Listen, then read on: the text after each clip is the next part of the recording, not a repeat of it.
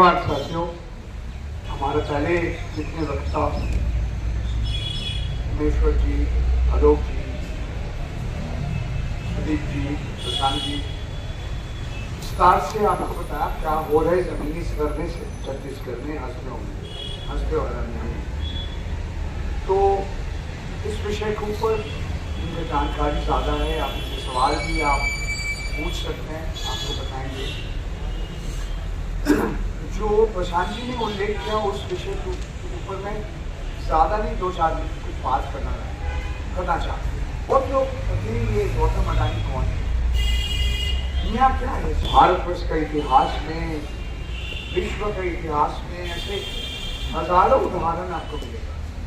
जो बड़े बड़े पूंजीपति हैं उनके साथ राजनेता का जो गठबंधन हमारे देश में भी लोग करते हैं। यहाँ से ज्यादा दूर नहीं, 30 जनवरी मार्च वहाँ पे मोहनदास करमचंद गांधी जी, घनश्याम दास बिरला जी के मकान में रहा। आप उनका लेख पढ़िए किसी वक्त, आपको मालूम पड़ जाओ क्यों। उस समय स्वदेशी आंदोलन चल रहे थे। जो पैसे देने के लिए, मदद करने के लिए तैयार थे, गांधी जी की मदद किया इन्होंने। उन्हीं के घर में 30 जनवरी 48 साल में उनको हत्या किया गया। अमेरिका में देखिए, अलग अलग देश में देखिए, ये गठबंधन जो बड़े बड़े पूंजीपति और राजनेता का बीच जो गठबंधन है, आप देख सकते हैं। आप कहेंगे कि आज टाटा घराना, बिरला का घराना, रिलायंस का घराना, अंबानी का घराना आज जहाँ पे है, इसका कारण है कि अलग अलग सरकार, अलग अलग राजनेता, अलग अलग प्रधानमंत्री, उनका सरकार, राज्य सरकार, केंद्र सरकार, उनके नियम ऐसा बनाया, उनका नीति ऐसा था, उनका पॉलिसीज ऐसा था, उनको मदद करने में मान लिया। नया क्या है इसमें? एक तो ये हमारे देश की जो चुनाव व्यवस्था है, ऐसा कहाँ से आता है? हमारे देश के जो राजनेता जब चुनाव लड़ते हैं, हमारे देश के जो राजनीतिक दल जो चुनाव लड़ते हैं, चुनाव प्रचार के लिए जो खर्चा होता है, हवाई जहाज के ऊपर जो खर्च होता है, उड़न खटोला के ऊपर जो खर्च करते हैं, कौन देता है? ऐसा कौन देता? आपने जरूर तस्वीर देखा होगा, मई 2014 में नरेंद्र मोदी जी अहमदाबाद से दिल्ली आ रहे थे। इसका हवाई जहाज में आ रहे थे। उससे पहले 6 महीना में पूरा भारतवर्ष के अलग अलग जगह में अडानी जी का हवाई जहाज था। फिर वही सवाल है, नया क्या है? 25 साल पहले किसी ने गौतम अडानी जी का नाम भी नहीं सुना। हाँ, मुंबई का झवेरी बाजार में जो हीरा का कारोबार होता है, डायमंड मर्चेंट, वहाँ पे एक छोटा सा उनका कारोबार था। गुजरात में उनका परिवार का एक प्लास्टिक बनाने का एक कारखाना था।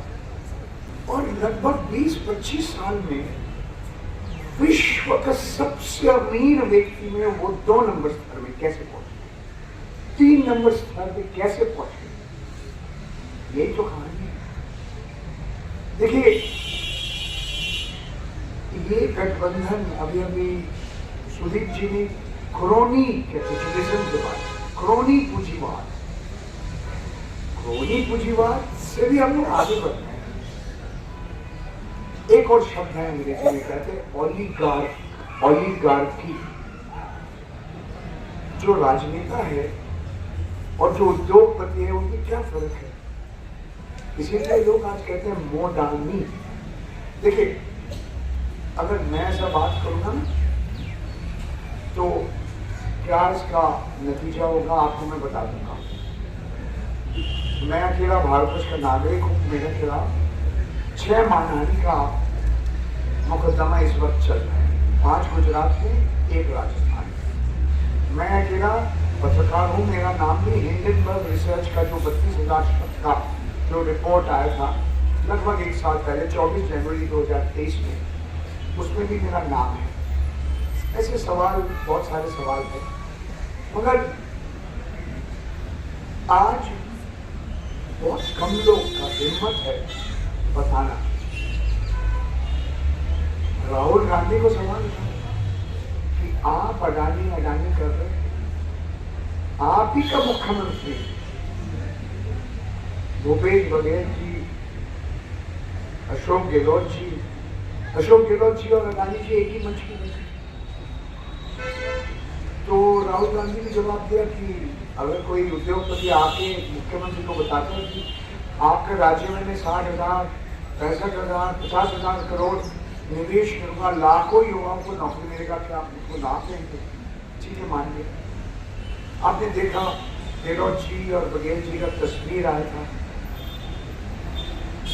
फिर चुनाव के पहले भूपेश बघेल जी और कुछ जब आयकर विभाग का एनफोर्समेंट डायरेक्टर का छापा लगा, उनका भी बात थोड़ा बहुत बदल गया। मगर अंग्रेजी में कहावत है ना, टू लिटिल टू लेट,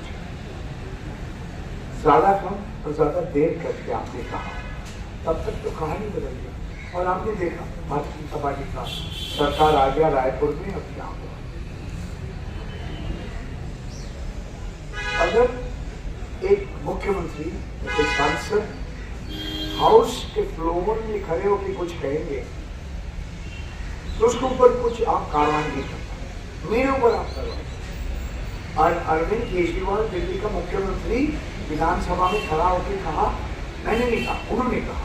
अब यूट्यूब पे देख लीजिए कि ये पैसा तो अडानी जी का नहीं है, ये मोदी जी का पैसा है, ये कंपनी तो अडानी जी का नहीं है, तो मोदी जी का कंपनी है। मैंने नहीं कहा, उन्होंने कहा, बार बार कह रहे। अगर अरविंद केजरीवाल जी यही बात विधानसभा का बाहर कहते हैं, मानहानि का केस हो सकता है। तो राहुल गांधी, अरविंद केजरीवाल, ऐसे 10 लोग कुछ कहें, मगर बाकी लोग तो इन्हीं के साथ हैं। कौन इनके साथ है? नहीं बोलते। इनके जो समुद्र का बंदर है अलग अलग राज्यों में, जहाँ भारतीय जनता पार्टी की सरकार भी नहीं और विरोधी दल का सरकार है, इनका जो कोयला जो खनन हो रहा है, अभी अभी सुदीप जी, आलोक जी ने बताया, अलग अलग राज्य सरकार का जमीन है। MDO यानी कि माइन डेवलपमेंट ऑपरेटर भी है। आप देखिए, आप सोच लीजिए, एक घराना कोयला खनन कर रहे हैं, वही नियंत्रण कर रहे हैं वो खनन हो रहा है। ये ऑस्ट्रेलिया, इंडोनेशिया या भारतवर्ष, आप ही का समुद्र का बंदर में आ रहे, आप ही का बिजली का उत्पादन आप भी कर रहे, बिजली का वितरण आप कर रहे हैं। तो एक तरह से जो एक मोनोपोली हो गया, ये मैं समझता हूँ भारतवर्ष के इतिहास में कभी नहीं। और आप देखिए, जो बुनियादी ढांचा हम कहते हैं, इंफ्रास्ट्रक्चर सरकार, आप कोल इंडिया लिमिटेड के बाद सबसे बड़ा कोयला खनन का संस्था है अडानी घराना। बिजली उत्पादन की बात कीजिए, NTPC, national thermal power corporation के बाद अडानी। जैसे प्रशांत भूषण जी अभी कहा, हवाई अड्डा में उनका नियंत्रण करने का कोई एक्सपीरियंस नहीं था, कोई अभिज्ञता नहीं था, मगर 6 मिल गया, पूरा नियम बदल गया, अधिनियम बदल गया। आप देखिए किस तरह से समुद्र के बंदर, 15 बंदर है, उन्हीं के पास कहानी यहाँ खत्म नहीं होता है। रात भारतवर्ष के सबसे जो सीमेंट उत्पादन करते हैं, नंबर 2 नंबर स्थान में पहुंच गए। आदित्य बिरला ग्रुप 1 नंबर में, अडानी ग्रुप 2 नंबर में, क्योंकि उन्होंने एक स्विट्जरलैंड की कंपनी होलसेल का सारे जितने कारखाने हैं उन्होंने खरीद लिया। ये बहुत लंबा कहानी है। फूड कॉर्पोरेशन ऑफ इंडिया के बाद अगर आप गेहूं चावल का स्टोरेज के लिए, गोदाम के लिए लेते खाते, अडानी ग्रुप है, कुछ बाकी नहीं रहा। आप तो खाने में तेल का इस्तेमाल करते हैं ना, पराठा खाते हैं, समोसा खाते हैं, पूरी खाते हैं।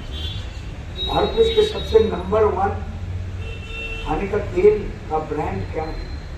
फॉर्चून ब्रांड, वो अडानी जी का है। आप सेब खाते हैं ना, विदेश से आयात होता है हमारे देश का हिमाचल प्रदेश, जम्मू एंड कश्मीर, अलग अलग राज्य से जो सेब खरीदते हैं, नंबर 1 कौन है? अडानी जी। तो मैं समझता हूँ बिरला जी के बाद भूल जाइए, टाटा जी के बाद भूल जाइए, अंबानी जी के बाद भूल जाइए, पूरा भारतवर्ष का अर्थव्यवस्था के ऊपर एक समूह, एक घराना इतना इन्फ्लुएंस, इतना इनके ऊपर जो उनका जो पूरा इनका प्रबंधन नियंत्रण हो रहा है, ये मेरे सोच में, मेरे समझ में भारतवर्ष के इतिहास में कभी हम नहीं देखा। बात यह है कि ये देश का हित में है कि नहीं। बिजली का पैसा कौन देते हैं? बिजली का कीमत क्यों बढ़ गया? यही सवाल।